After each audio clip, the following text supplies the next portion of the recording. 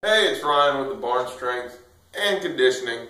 Going to talk about a common question today. Do women get bulky lifting weights? I know I hear it almost on a daily basis that the main fear for women getting any type of weight training is the fear of getting bulky. And why do we hear this? Why do we hear this propaganda all the time that women are going to get bulky lifting weights? Well, I think it could be one of two things. I think that one can be, these big bodybuilder women, these pro bodybuilder women that we see. Everybody thinks that's a fear of what they can be. Well, that takes a lot of years of hard training and maybe some chemicals to get there. And then I think also it can be, and I may be going out on a limb to say this, but I think it's a lot of people who fear the process of getting in shape and lifting those weights, and that's kind of just a fallback. But I mean, it can, or it may or may not be. So why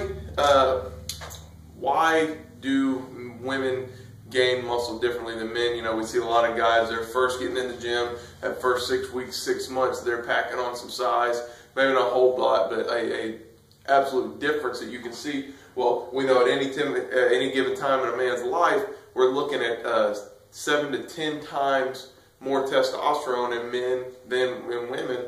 And everybody knows testosterone is the primary muscle building hormone. We see it binding with the ribosomes in the cells of the muscle and then forcing those proteins to do the rebuilding process. And then with testosterone does come HGH, also well-known muscle building process. So if you don't want to look like a bodybuilder, don't train like a bodybuilder. Train for the body you want. Lift the way you want to look like.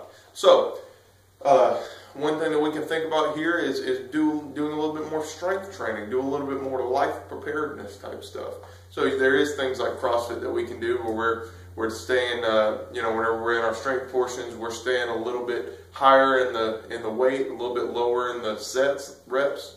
We're getting more strength out of it, and pushing your body with those heavier weights is going to burn more calories and help you get towards that maybe fat loss goal too.